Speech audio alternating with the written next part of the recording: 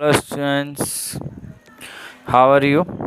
Last time we discussed 5.3 exercise question number 3. Okay, and in this video we start question number 4. Question number 4 is here. How many terms of AP 9, 17, 25 must be taken to give a sum of 636? Okay, so we solve question number 4. तो question number 4 में हमारे पास है how many terms, मतलब N हमें find करना है। तो N find करने के लिए गिवन एपी क्या है 9, 17, 25। ठीक है, तो सबसे पहले ये ए जो हमारा आया वो फर्स्ट टर्म 9 हो गया। डी हमने निकाला A2 माइनस A1, तो डी इक्वल टू क्या A2 आया 17 और फर्स्ट टर्म क्या है A1 9, तो 17 माइनस 9 मतलब कि 8 आया। और एन हमें यहाँ पर इनका सम जो दे रखा था क्वेश्चन में, आप पढ़ोगे तो वहाँ पे सम हमें गिवन है 636।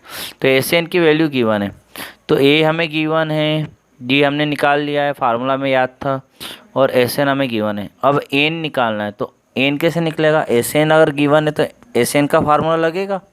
तो एन का फार्मूला हमने लगाया 2n/2 2a plus n minus 1 d equal to जो आंसर दे रखा है 636। ठीक है, एन का फार्मूला लगा दिया, इक्वल टू जो दे रखा वो लिखा। अब यहाँ पे ए प्लस एल वाला क्यों नहीं लगाया? क्योंकि हमें एन गिवन नहीं है, एन गिवन नहीं है, लास्ट वाला टर्म गिवन नहीं है ना, इसलिए हमने ये फार्मूला लगाया। तो एन के दो फार्मूला हमारे पास है। अब n/2 2 इंटू ए की वैल्यू क्या है 9, तो 2 into 9 plus n minus 1 n हमें निकालना है, और डी की वैल्यू क्या है 8 इक्वल टू 636। तो ये 2 जो अपॉन में है ना, ये इक्वल के दूसरी तरफ जाके कहाँ जाएगा? मल्टीप्लाई में। तो 2 का मल्टीप्लाई हुआ 636 में। ठीक है, तो 636 में 2 का मल्टीप्लाई हुआ, और ये जो एन है ये बाहर ही रहेगा, और ये 2 का इंटू 9 में हुआ तो 18 प्लस 8 का इंटू अंदर हुआ तो 8 का इंटू एन में हुआ तो 8n माइनस 8 का इंटू 1 में भी हुआ तो 8।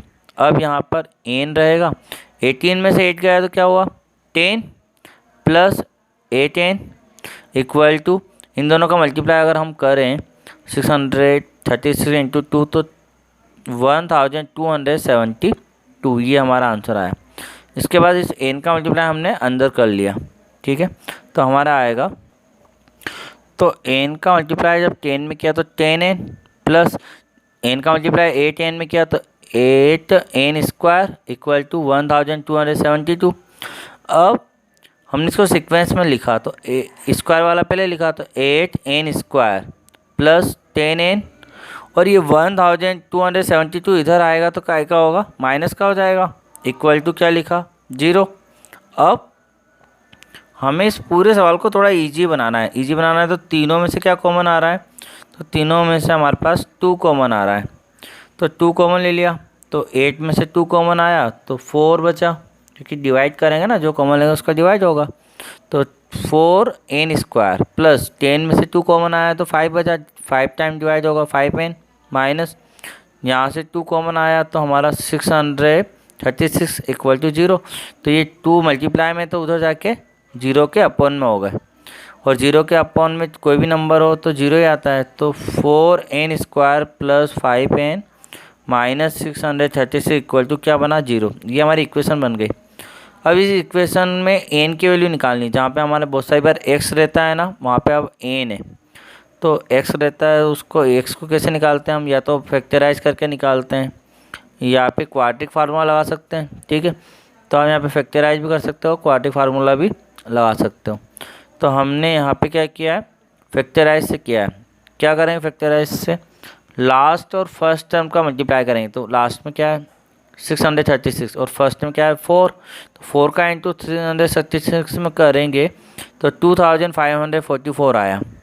अब बीच में क्या है 5 है, तो 5 लेके आना है। कैसे लाना है? बाद का सिंबल माइनस करने पर, तो माइनस करें तो 5 आ जाए, और मल्टीप्लाई करें तो 2544 आ जाए। तो हमें पता है कि 53 माइनस 48 करेंगे तो माइनस करने पे तो क्या आ रहा है 5, और दोनों का मल्टीप्लाई करने पे क्या आ रहा है 2544। अब आपको सर ये कैसे पता चला आपको? कि 53 और 48 आएगा।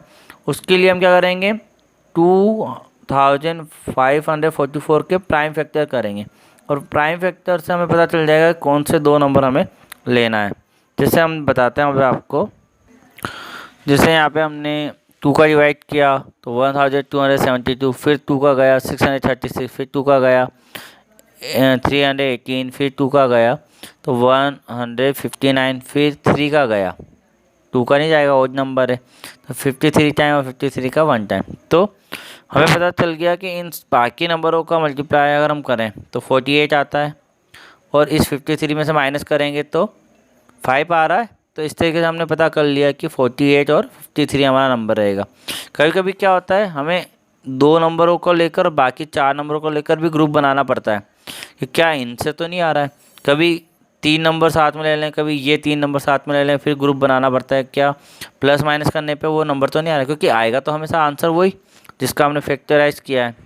लेकिन ग्रुप में कौन सा नंबर लेना है ये हमें डिसाइड करना पड़ता है। तो अभी हमें पता चल गया कि 53 एक नंबर ले लें और बाकी सभी का मल्टीप्लाई करने पे सेकंड नंबर आ जाएगा 48। तो इस तरीके से हमने 2 नंबरों को फाइंड किया था। बाकी अगर आपको ये विधि ईजी ना लगे तो quadratic method -b plus -b square root b square -4ac/2a वाला 4 चैप्टर में जो हमने किया था क्वाड्रिक फार्मूला, उससे भी आप इसको कर सकते हो। तो यहाँ पे 53 - 48 4n स्क्वायर प्लस 53 में n का होगा तो 53n माइनस 48 का n में होगा तो 48n माइनस 636 = 0।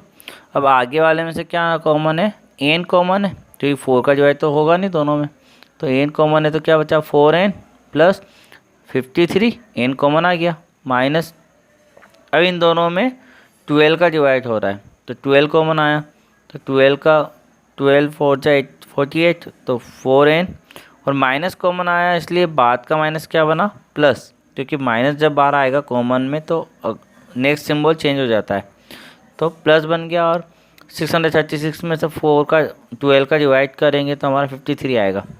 तो ये 53, तो दोनों ब्रैकेट सेम आ गए। दोनों ब्रैकेट सेम आने पर उसको हम एक बार लिखेंगे और नेक्स्ट नया ब्रैकेट बनाएंगे n-12 का, n-12 = 0। अब दोनों को अलग अलग 0 के इक्वल लेंगे तो 4n प्लस 53 = 0 एंड n-12 = 0। तो दोनों को अलग अलग 0 लेने के बाद हम सॉल्व करेंगे तो ये 53 उधर जाके क्या बनेगा -53, एक 4n = -53 एंड -12 उधर जाके क्या बना +12, तो n = 12। अब ये 4 अपॉन में जाएगा तो -53/4 एंड n = 12। तो ये जो माइनस का नंबर आया ये रिजेक्ट हो गया, ठीक है, क्योंकि नंबर ऑफ टर्म n क्या है नंबर ऑफ टर्म, तो नंबर ऑफ टर्म क्या हो नेचुरल नंबर में आएगी, ठीक है, माइनस में तो आ नहीं सकती, तो इसलिए ये रिजेक्ट हो जाएगा, ठीक है। और n = 12 को हम ले लेंगे, मतलब कि हमारा आंसर हुआ therefore 12 term of AP must be taken to give a sum of 636। Okay, मतलब 636 सम कब आएगा, जब हम कितनी 12 लेंगे उस गिवन AP की 12 टर्म लेंगे, ठीक है। तो 12 टर्म लेने पर हमें उन सारे 12 का सम कितना मिलेगा 636। तो हमारे क्वेश्चन नंबर 4 और हुआ। क्वेश्चन नंबर 5 हम देखते हैं। Question number 5, the first term of AP is 5 and last term is 45 and the sum is 400, find the number of terms and the common difference। तो हमें यहाँ पे फर्स्ट टर्म 5 दे रखी है, लास्ट टर्म 45 दे रखी है, सम हमें 400 दे रखा है और n और कॉमन डिफरेंस हमें फाइंड करना है, ठीक है बच्चों। तो हम क्वेश्चन नंबर 5 को सॉल्व करते हैं। यहाँ पे हमारा फर्स्ट टर्म a = 5 और लास्ट टर्म l = 45, SN हमारा 400 है, n नंबर ऑफ टर्म और d हमें निकालना है, ठीक है। तो SN = 400, तो SN का फार्मूला लगाएंगे। अब यहाँ पे हमें लास्ट टर्म दे रखा है, फर्स्ट टर्म दे रखा है, तो हम n/2 a + l वाला फार्मूला लगा सकते हैं, क्योंकि फर्स्ट और लास्ट दोनों दे रखे हैं = 400। अब ये जो अपॉन में 2 है, ये दूसरी तरफ इक्वल के उधर जाके मल्टीप्लाई में चले जाएंगे, क्योंकि यहाँ पे अपॉन में, तो अपॉन से 400 × 2 हो गया। अब क्या बचा, n बचा हुआ है और a की जगह पे 5 प्लस l की जगह पे 45, तो n इंटू 50, 5 और 45 50 इक्वल टू 2 इंटू 400 800। अब यहाँ पे ये जो 50 है ये मल्टीप्लाई में, तो दूसरी तरफ जाके किस में जाएंगे, अपॉन में जाएंगे। तो अपॉन में जाके 0 से 0 कैंसिल, और 5 का डिवाइड जब हम 80 में करेंगे तो n इक्वल टू हमारे पास आएगा 16। तो नंबर ऑफ टर्म तो हमारा आ गया है 16। ठीक है, अब हमें d निकालना है, तो d निकालते हैं हम। तो an का फार्मूला लगाएंगे, लास्ट टर्म का फार्मूला। an इक्वल टू क्या दिया रखा है, 45 दे रखा है, तो an का फार्मूला क्या होता है, a plus n minus 1 d equal to 45। अब a की वैल्यू हमने रखी 5 प्लस n, चाहो तो आप यहीं पर भी रख सकते हो, हमने बाद में रखा है, आप चाहो तो यहीं पे 15 माइनस 1 d इक्वल टू 45। तो यहाँ पे क्या आएगा 5 तो उधर चला जाएगा, तो 45 माइनस 5, और यहाँ पे आएगा 15d। तो हमने 15d बाद में लिया है, लेकिन आप चाहो तो यहाँ यहीं से 15d आ जाएगा। 15d इक्वल टू 40, 45 में से 5 जाएगा तो 40, तो 15d इक्वल टू 40 हमारा आया। और ये 15 कहाँ जाएगा, ये मल्टीप्लाई में, तो दूसरी तरफ अपॉन में जाएगा, तो d इक्वल टू 40 अपॉन 50। तो ये 15 अपॉन में चला जाएगा, 40 अपॉन 15, तो 5 से कट हो जाएगा। 5 8 जा 40 एंड 5 3 जा 15, तो d इक्वल टू क्या है 8/3। तो therefore n equal to 16 and d equal to 8/3। तो ये हमारा आंसर हो चुका है क्वेश्चन नंबर 5 का। क्वेश्चन नंबर 6 देखते हैं। क्वेश्चन नंबर 6 हमारे पास है, the first and the last term of AP is 17 and 350 respectively. If the common difference is 9, and how many term are there and what is their sum? तो हमें यहाँ पे how many terms मतलब n निकालना है और their sum SN निकालना है। ठीक है, d हमें दे रखा है, फर्स्ट टर्म और लास्ट टर्म हमें गिवन है। क्वेश्चन नंबर 6 सॉल्व करते हैं हम। तो फर्स्ट टर्म हमारे पास 17 है, a equal to 17 and d equal to हमें दे रखा है 9, कॉमन डिफरेंस 9 है। लास्ट टर्म हमारा 315 है, 350 हमारा लास्ट टर्म होने के बाद हमें यहाँ पे n निकालना है, तो an का फार्मूला लगाना पड़ेगा।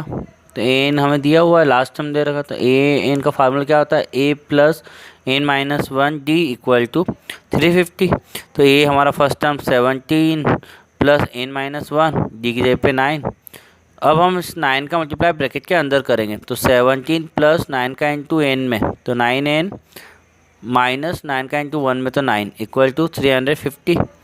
अब 17 से 9 माइनस करेंगे तो 8 बचेगा, प्लस 9n इक्वल टू 350।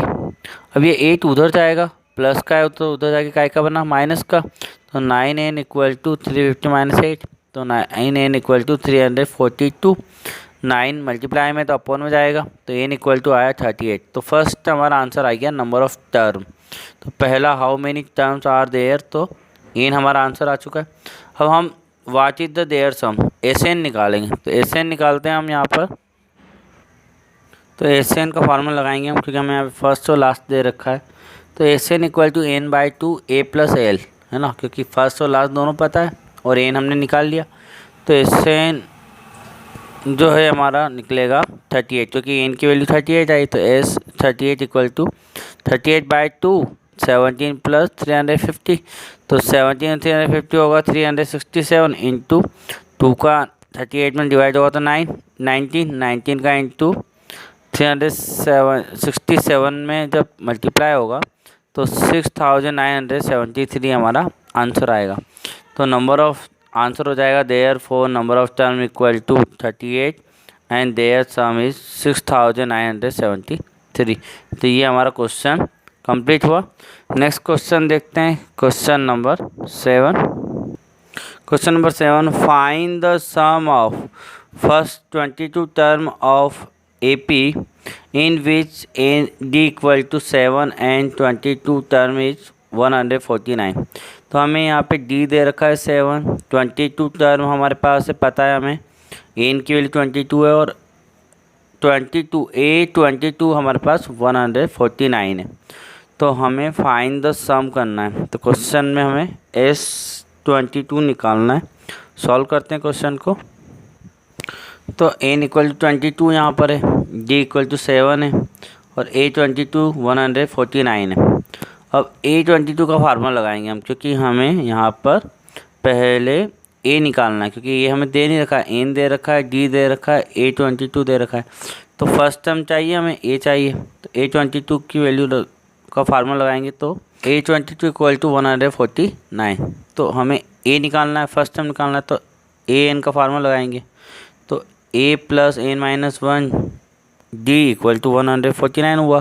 तो a निकालना है तो a ऐसे रहेगा, n के लिए 22 माइनस 1 इंटू डी हमारे पास 7 है इक्वल टू 149। अब पहले 22 से 1 गया तो 21 इंटू 7, तो a प्लस 147 इक्वल टू 149।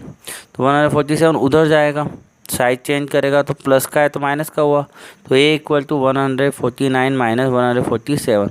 तो a की वैल्यू हमारे पास क्या आ गई, 2 आ गई। तो a इक्वल टू 2। तो हमारे पास a तो आ गया। हमें SN निकालना है। तो SN निकालेंगे हम, SN निकालेंगे तो SN का फार्मूला लगा देंगे n/2 a प्लस l, क्योंकि यहाँ पे हमारा फर्स्ट टर्म भी आ चुका है और लास्ट टर्म हमें पता है, an पता था हमें। तो S22 इक्वल टू 22/2, a हमारा क्या है 2 आया अभी आंसर, प्लस l मतलब an 149। तो 11 और इन दोनों को प्लस किया तो 151, 11 का इंटू 151 में हो गया तो 1661। तो there four S22 equal to 1661, ये हमारा आंसर है। तो बच्चों आज के लिए केवल इतना ही। नेक्स्ट क्वेश्चन हम आने वाले वीडियो में डिस्कस करेंगे। Thank you very much.